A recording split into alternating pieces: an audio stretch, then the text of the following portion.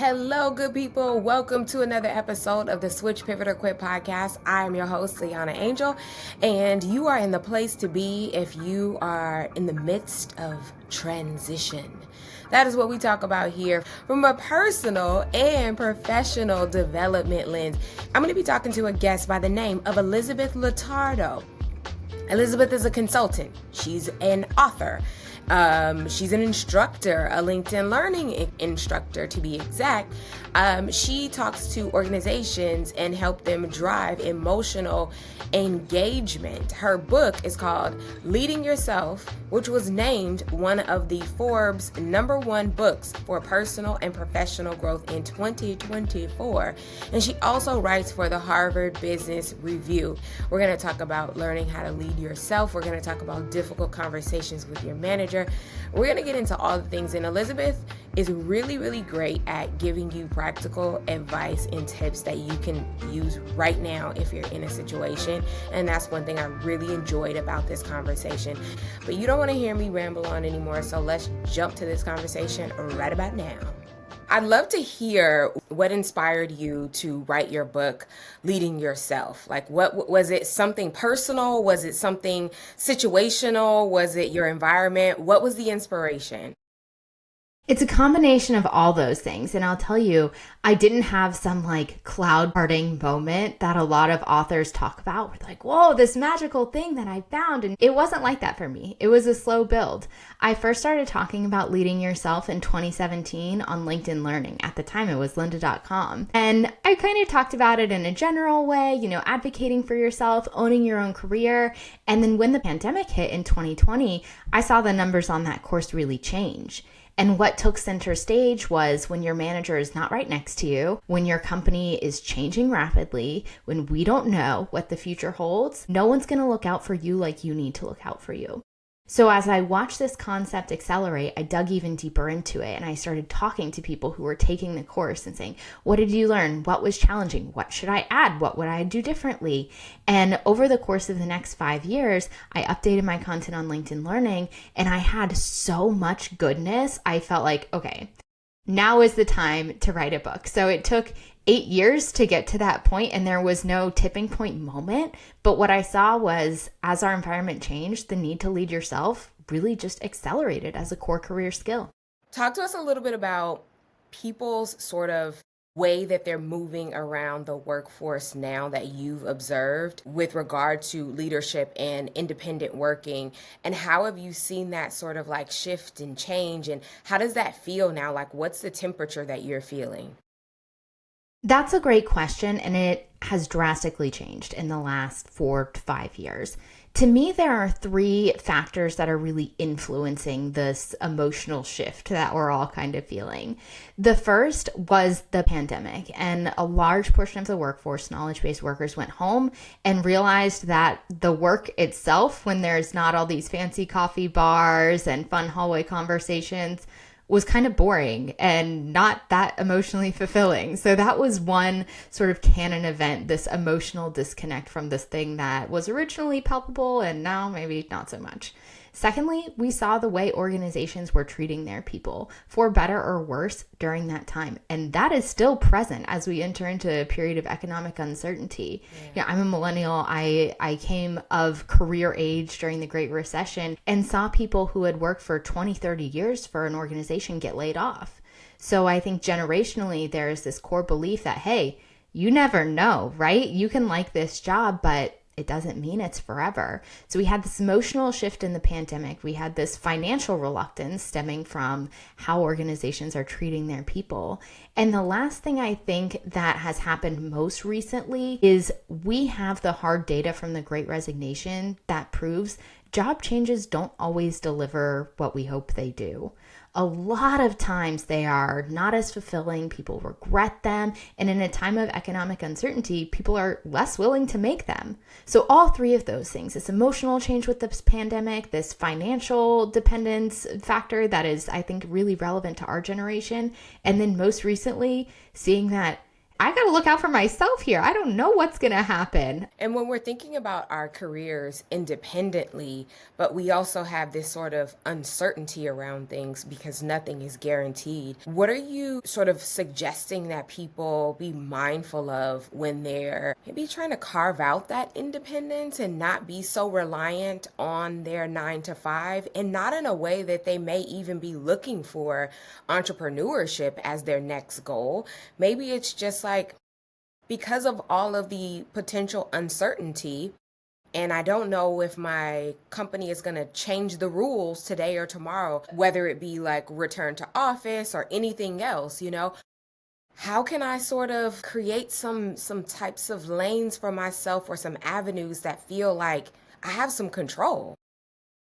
So there are a couple of ways you can lead yourself in that situation. The first is to recognize that this emotional fuel, I'm sure you've seen it on LinkedIn as I have, like work should be this major source of meaning and purpose and joy. And you got to let go of some of those expectations. It can be great and meaningful, but it's going to be annoying sometimes. That is just the work experience. So accept that if you're not totally happy at work, that is normal, and that can feel like a real emotional release. The next thing you can do if you're feeling that uncertainty is you can upskill yourself. You don't need to make a major career change. You don't need to drastically rewrite your job description, but making learning a priority can channel that anxiety into action. If you're worried about how AI is going to disrupt your role, AI is what you need to be learning. If you're nervous that your industry is on shaky ground, you need to be learning about alternatives. And the time to do it is not when you quit your job, it's when you still have one. Absolutely. And you've talked before about just like not running away from a job, not quitting a job and thinking that that's the answer to everything. Talk to us a little bit more about that, because I know people who are listening to the Switch, Pivot, or Quit podcast are thinking the latter sometimes, like, yeah, emphasis on the quit. Yeah, emphasis on the quit. Maybe it's time to go. Talk to us about what your thoughts are around that.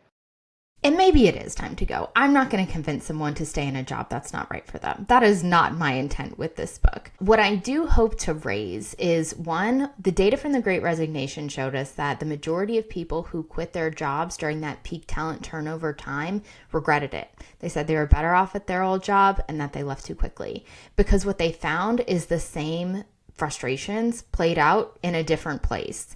The subtitle of my book is Leading Yourself Despite Imperfect Bosses, Weird Economies, Annoying Systems, Lethargic Coworkers, Too Many Deliverables, because those things are ever present. Yes.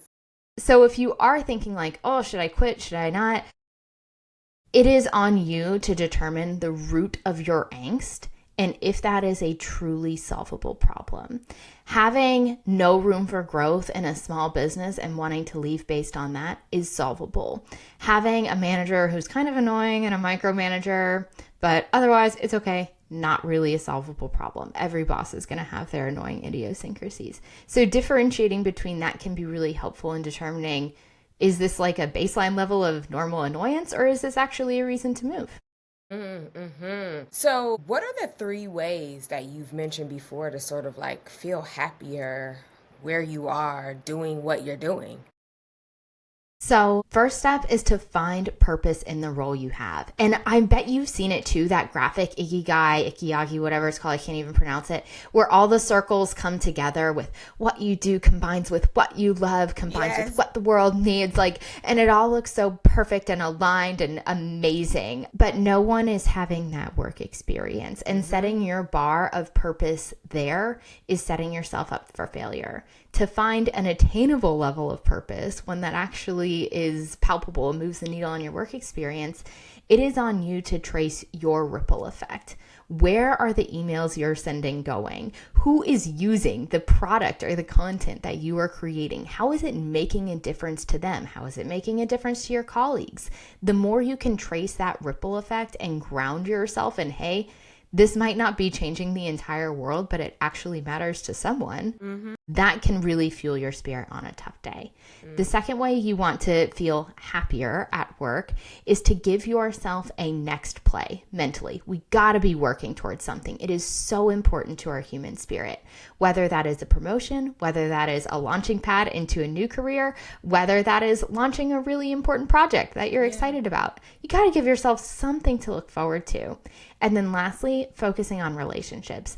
The lack of relationship and connectedness became really obvious during the pandemic. And while your coworkers may not be your best friends or people you would want to hang out with outside of work, making those relationships a priority does pay off for you. Again, you're not going to be best friends. This person, they're not going to be in your will, whatever it is. But knowing that you have these people that care at least a little bit about you and that you in return care about them, that does so much for our work experience. Yeah. It's so funny because I think I've had like different thoughts around relationships lately. And one thing that I've been thinking about is the more that you sort of, even if it's by force, like push yourself into community with people, the more that you find that you're sort of in relationship and there can be those benefits from those relationships without you having to really push, without you having to like do this heavy lifting to, say, hey, how's it going? Or making the connection all the time. I don't know. What are your thoughts around sort of like community and how we're showing up in community, and maybe how we are, lacking community right now? Because I feel like that's a big thing for people too. They're making an effort to try and be in more community. I think people have really seen the importance of community, and the absence of it at work is partially because we're working remotely, which I am a fan of, but it does make community harder. Partially because we've had this huge sweep of layoffs, so people feel like building relationships is too vulnerable. What if they have to make a hard decision? What if they lose someone they care about? But the benefit outweighs the risk, in my opinion, and that's what the research tells us. I thought about this a lot. I had a baby a couple years ago, and there's this whole notion of like your village and all the people who support you. Yeah. And I was lucky to have family support, but I have a small family. I was in a new city and I didn't really feel like I had a village. And the best advice I got in that moment was to have a village. You need to be a villager. You need to be showing up for people in the way you want them to show up for you. And that's not this like tit for tat, like bait and switch weird mentality, but I felt my heart shift in that moment. And that really is kind of the essence of leading yourself. Like, if you want this, be the change you seek. If you want to feel better at work, make other people feel better at work. If you want to build more connections with your coworkers, you reach your hand out. It doesn't mean you have to like divulge every info about your personal life and go to happy hour all the time, but a small gesture makes a big impact. Yeah, actually, admittedly, saw this girl talking about it on TikTok. She was saying that her mom has this like amazing community that always shows up for her.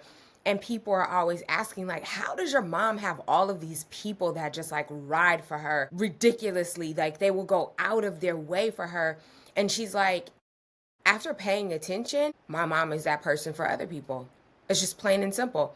She's the person that will throw your daughter a baby shower. She's the person that will go and pick your kid up from the airport when you can't do it. She's the person that goes out of her way for people. And it's not that she does it all the time, and it's not that she's doing it and looking for something in return. It's just in her nature. And so as a result, other people gravitate to her, and that has become her village. And so I think that's a practical way to look at it, right? From day-to-day terms. But what you're saying is the same exact thing. It's like, if it's a recommendation, if it is a introduction, whatever it is, if you go out of your way for someone, or just maybe think of someone when it feels like, oh, you didn't have to think of me, then they probably will do the same for you, or they at least won't forget it, right? Right. And you're not going to have a 100% success rate, right? Their world is filled with a small percentage of assholes, and that just is what it is. You're right. There was some interesting research on this from Adam Grant, who wrote Give and Take. And what he studied was, are people who are generous better off in the long run? Like, people willing to make the introduction, people willing to lend an ear, help you on a project, even though it's out of their scope. Do those people get further ahead than takers, people who only ask for favors? And his hypothesis that they do proved correct in the research.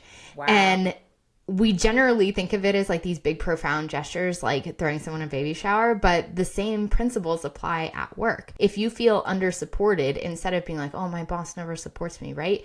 How can you demonstrate support to your boss and 4 of your colleagues? It may not be instantly returned to you, but over time it does contribute. And if it doesn't, there's your clue, right? Emphasis on the quit. Right. I love the emphasis on the quit. Oh gosh, that could be a book in itself. Emphasis on the quit. Then the whole Girl, I'm never writing another book. Wait, No, never. Wait, I can't what say was the never. I can't say never. process?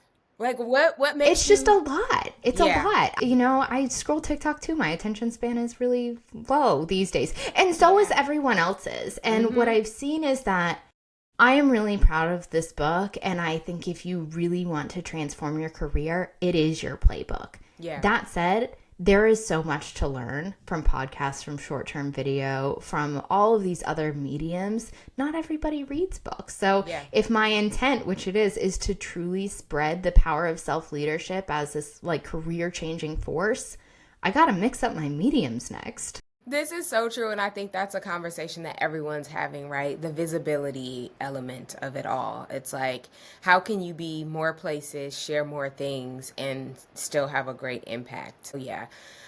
I guess let's just go there real quick. What are you doing? How have you worked to promote this book? What are some of the tactics that you're using? That's an interesting question. And hopefully my publisher doesn't listen to this, but I am promoting the concept of leading yourself, which does create a flywheel, recognizing not everybody reads books. I obviously do. If you're watching this on YouTube or video platform, you can see behind me like major book nerd, but not everyone is. So I have done more content with LinkedIn Learning to hit that video element.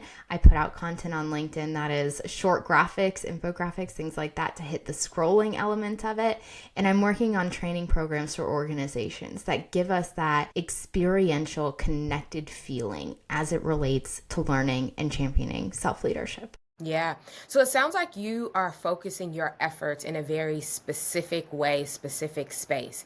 Did it take you time to decide on like, how do I want to focus my efforts? Was there ever a time where you felt like all over the place and like you were throwing maybe a bunch of things at the wall trying to see what would stick? That's like a hilarious thing to hear because I currently feel kind of all over the place, but I'm less all over the place so we all than feel I that way. was 2 years ago. Yeah, of course I felt all over the place. Like I started my career selling Google AdWords. That is like so far from what I'm doing now. I have made tons of LinkedIn Learning content, not on leading yourself. I was a co-author of a sales book. Like I tried a zillion different things before I landed on this one. And looking back, self-leadership was the through line of so much of my work, owning the role you're in, seizing the power you do have.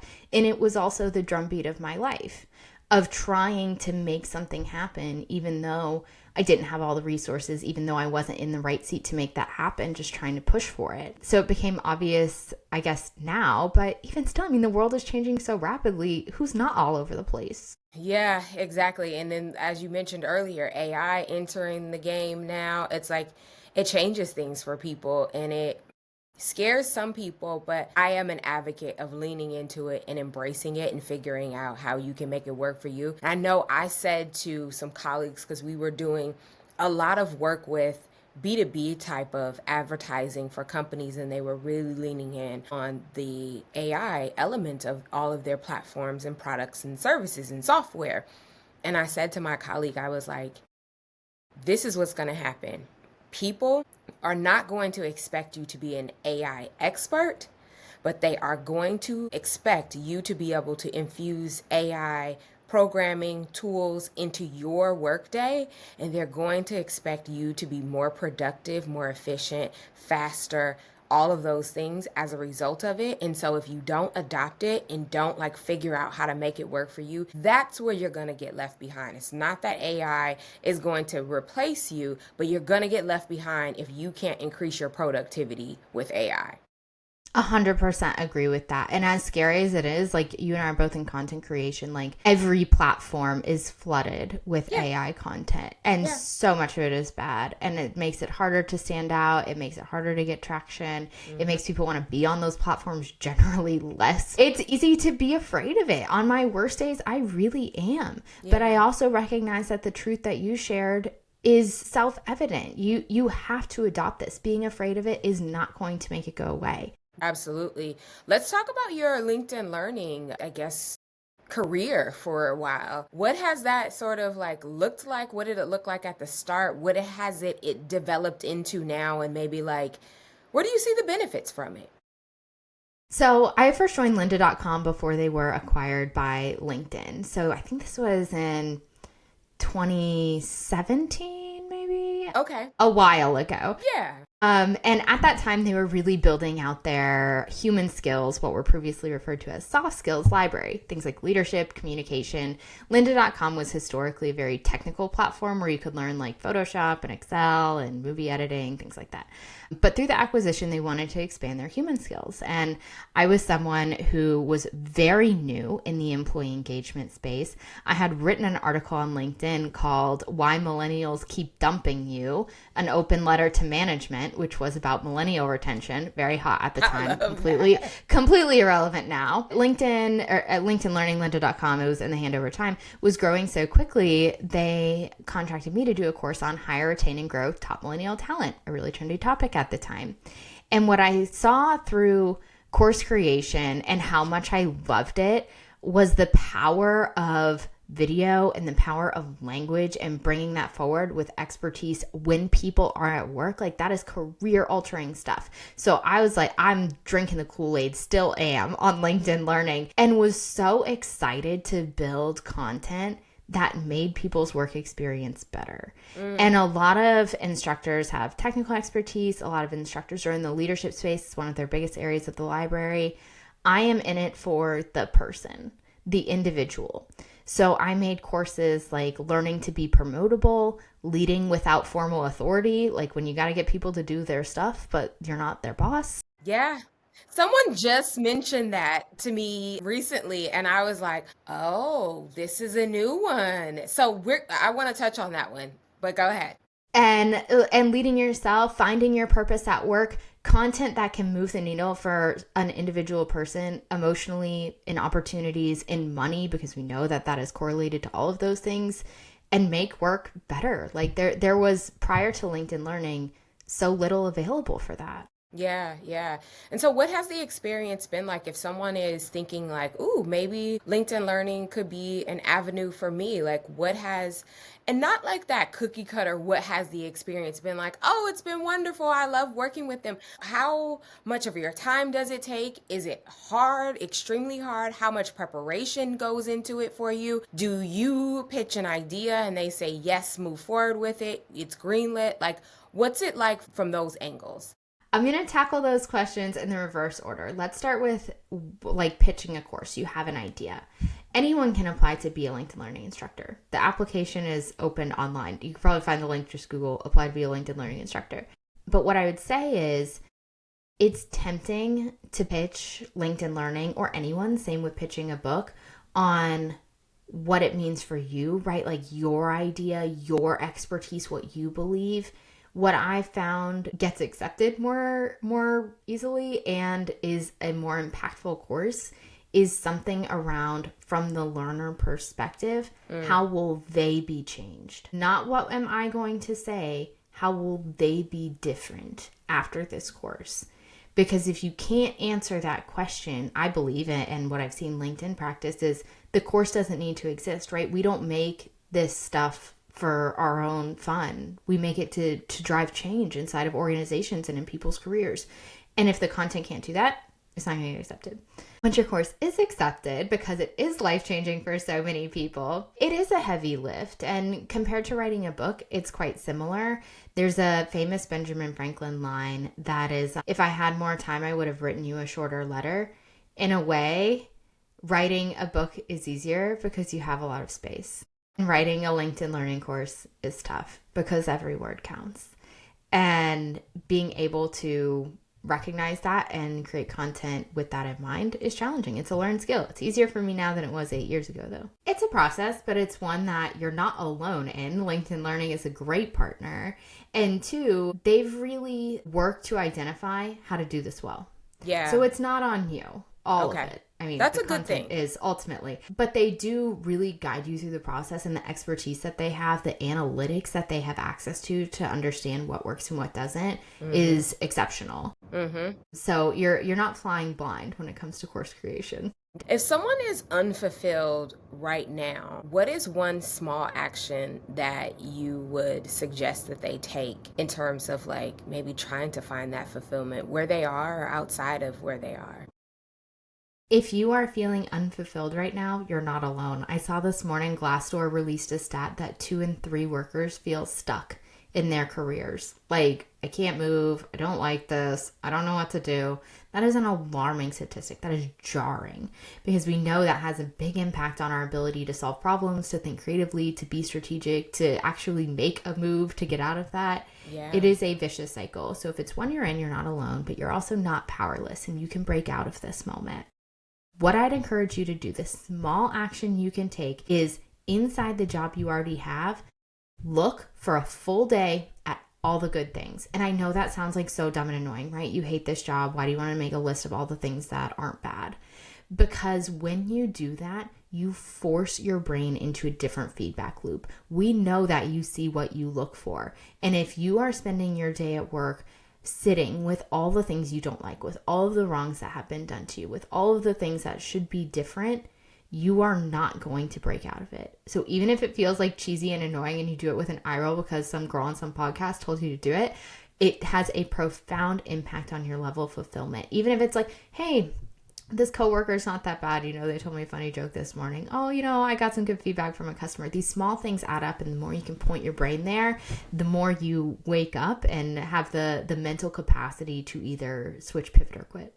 Hey, Elizabeth, I just gotta say, you're the best. You are the best. You know how to loop it all in, and I love that, love that, love that. So when you're talking about high performers and sort of like that idea of leading themselves, what are like these practices that maybe you can share with people who are thinking, I'm a high performer, not exactly loving where I am, but I feel like maybe if I were to lean into this idea of leading myself, I can do something that will set me apart? First, find meaning where you are. You are going to wake your brain up with how does this work make an impact? That is going to be rocket fuel for creative thinking, for motivation. We know it is a leading indicator. Next, you're going to get real comfortable with change and uncertainty. Real comfortable with it. It is unavoidable. And when we walk around with a knot in our stomach, we cannot solve any problems. Our own, our customers, nobody's. So get real comfortable with change, uncertainty, be able to articulate the upside, force your brain to see the opportunity, zoom in on what is controllable. Next, lead up. Yes, your boss is technically one up from you in the org chart, but you own at least half of this relationship. You can drive your one-on-ones. You can push back on behavior. You can set expectations. Melody Wilding has a great book on that. I wrote a chapter in Leading Yourself. She has like masterclass in managing up. And then lastly, you need to set the parameters. You are in the driver's seat of your career. The more you say, yes, no problem, I'd love to do that. When you don't, the more all that nonsense is going to come your way. You are in charge of you. And it doesn't mean you have to be a jerk to everybody and do nothing that you don't like. Again, part of an imperfect work experience is doing things that you'd prefer not to. But you have the power to draw lines. And when you recognize the way you are able to control the controllable is predictive of the outcome you experience, everything starts to change. And sitting in all the wrongdoings of other people and what they should have done differently and why everything is so hard and annoying, there's no momentum in that. Yeah, I want to make sure I don't forget to go back to that idea of leading without authority. Can you talk to us a little bit more about that and sort of like, what does that look like and how can you maybe best navigate that once you recognize that's the situation you're in? So leading without formal authority, second to leading yourself, is my most popular course on LinkedIn Learning because all of us have to do it, right? Your work depends on other people unless you are literally stuffing boxes by yourself. Even then, you depend on someone to get boxes. Like we are all interconnected. Yep. And when you're not in charge, that can make the dynamics feel weird because you don't want to give orders to someone because you're not their boss, but you also recognize if they're not successful, you're not going to be successful. And it's a really tricky dynamic to manage. So what I dive into in the LinkedIn Learning course, and maybe I'll write another book one day, is how to do that in a way that isn't on one side of the spectrum too soft. And as women, we're particularly guilty of this, like, would you mind? Could you please? Blah, blah, blah. On the other side of the spectrum, men are more guilty of this one, too much like a jerk, like, hey, do this. Because you're not in charge. How do you navigate the middle? Setting clear expectations on a group level, leaving room for pushback, sending email follow-ups, having that paper trail, reiterating why the work matters, what's at stake, those are all things an individual contributor can do in leading without a formal authority that actually drive results. You don't have to be the boss to do them, but we often are afraid to do them because we don't want to be rude, or we do them too much when everyone thinks we are super rude. Yeah. What if you're getting that feedback that says, like, because like you said, men are not afraid of being a jerk. They're not afraid of being aggressive. They're not afraid of being rude sometimes. What if you have a manager that says to you, like, hey, I want you to be more of that style person. Is this something that you can cultivate, or is this something that you shouldn't try to step out of who you are to try and create for yourself? This like more in your face version like of a leader masculine. or a person, or a team member. There's a lot to unpack there, and I think there's a nuance between you should act like a man and you should be not afraid to make your voice heard. Those are two really different statements. Yeah, and so what if they're saying the latter? What if they're saying, like, you should not be afraid to make your voice heard, because maybe that would be something that shifts your impact within the company? If you are getting that feedback, see the compliment beneath it, which is you have good ideas. You can get these things done. I believe in you. A manager never says that to someone they think is dumb and incompetent and not worth like coaching. So if you got that feedback, even if it's tough to hear, that is because you are highly competent and your organization needs what you have to say. So even if that was not tacked on to the end of you need to be more assertive, that is what is fueling that compliment. I've struggled with this too. And culturally, there's so much to unpack around how we're perceived differently. Like me saying like, that's not okay versus a man saying that's not okay is going to read really differently, even if the intent is the same. So pay attention to who is giving you the coaching.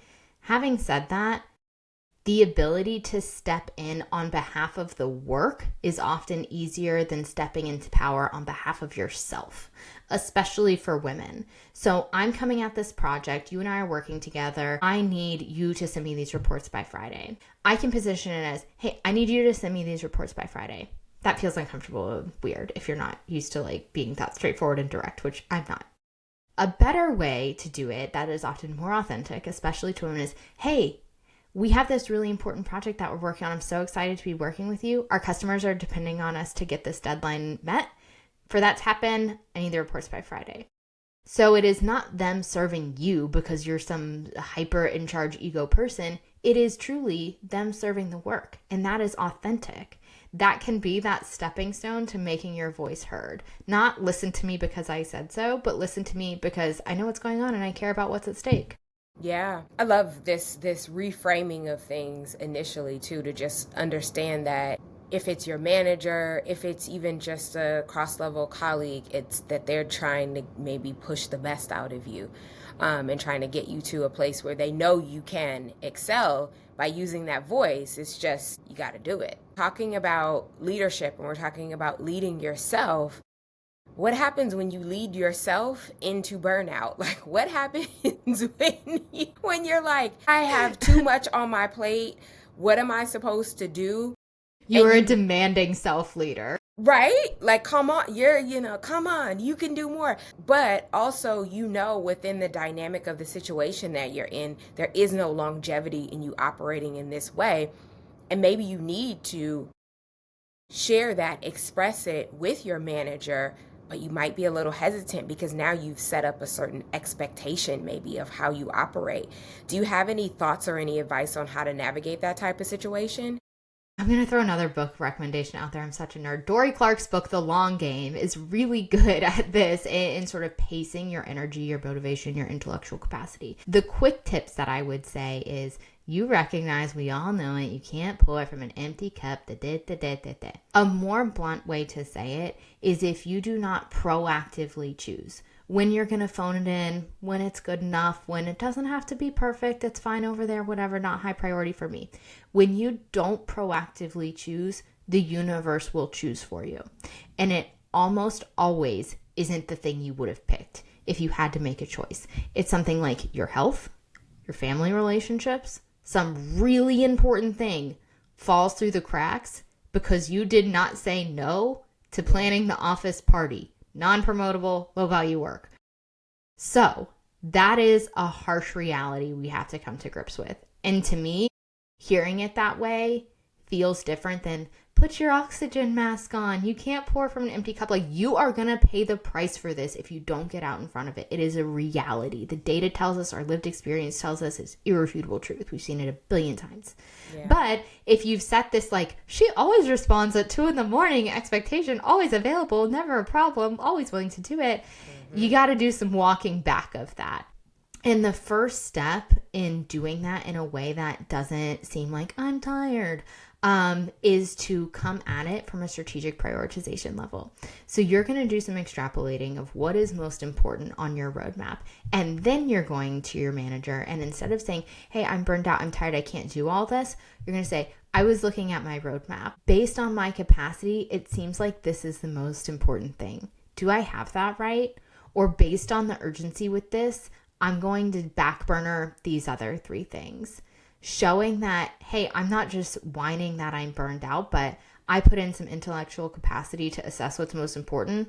Do I have that right? Is received really differently. You are cooking with grease, honey. I love it. I love all these answers. You're giving us so much good stuff to work with. One of the last things I want to ask you about is the risks associated with leading yourself. Yeah. Valid. Is there a such thing as too much self-leadership? I mean, I'm an entrepreneur, so I don't know. Like, maybe there is. And I think so much of that is dependent on the organizational culture. A lot of my consulting clients bring me in because they want their people to take charge and own their role and be more innovative. And it comes to bear that the reason those people are not is not because they don't know how, but because they've been slapped on the wrist and told to sit down and all of these subtle things that disempower people over time. Even if that was at a previous organization, we all come with baggage. So if you are facing resistance in self-leadership, you feel like you're going a little too hard, too fast, some of it is assessing, is the right place for me here? Should I switch, pivot, or quit? And some of it is finesse of language. Instead of, I'm leading myself, which can be threatening to a micromanager or to people who live and die by that red tape org chart, you can say, I'm really working on owning my role. I'm excited to have an impact. What part of this can I manage? That softer entry point for I'm leading myself, I don't need you, can be the difference. I love that. Is there anything that we haven't talked about that is burning for you that you would love for this audience to know? Something that you feel like, I didn't say this, but I really should say this. No matter what HR says, no matter what your boss says, you are in the driver's seat of this. And even if you're not in your dream job and you're like, well, I can't lead myself, I can't quit, I can't be an entrepreneur, I can't, push back on all these terrible things inside my organization, you are never powerless. When you seize the power that you do have, even if it's only an ounce, everything changes. But when you throw your hands up, nothing changes. So what I hope people have gotten out of this is whether you are starting your journey on entrepreneurship or whether you are pushing back in a one-on-one on a manager that's unreasonable, both of those are self-leadership. And it is an ongoing process, not a destination. Ooh. That's a great place to end and wrap us up with a little word. This has been a confidence boosting experience for me. I hope your listeners and you have gotten some out of it. Absolutely. We've gotten more than we signed up for, I think, even. So this has been really, really great. I guess finally let people know where they can experience more of you or interact with you. My book is everywhere you buy books. I have LinkedIn learning courses. You can follow me on LinkedIn. My website is elizabethlotardo.com. Woohoo! Thank you so much, Elizabeth. This has been, like I said, a wonderful conversation that I'm going to keep raving about. And I'm sure that so many people are going to get great value from it. So thank you for helping us lead. Thank you for having me. Of course. Oh, hey, girl. Oh, hey. Oh, hey, girl. Hey. Oh, hey, girl. Hey. And sing. Why am I such a mess? I don't even know. But it's okay. 'Cause I love me. Yeah. I would have been a singer if I had a good voice. Maybe if I could even harmonize, that could have been a real option for me. But I couldn't harmonize. And so there was that. But if I had a singing voice, honey, you would not be able to stop me. I would be on the mic. Okay, I'm done.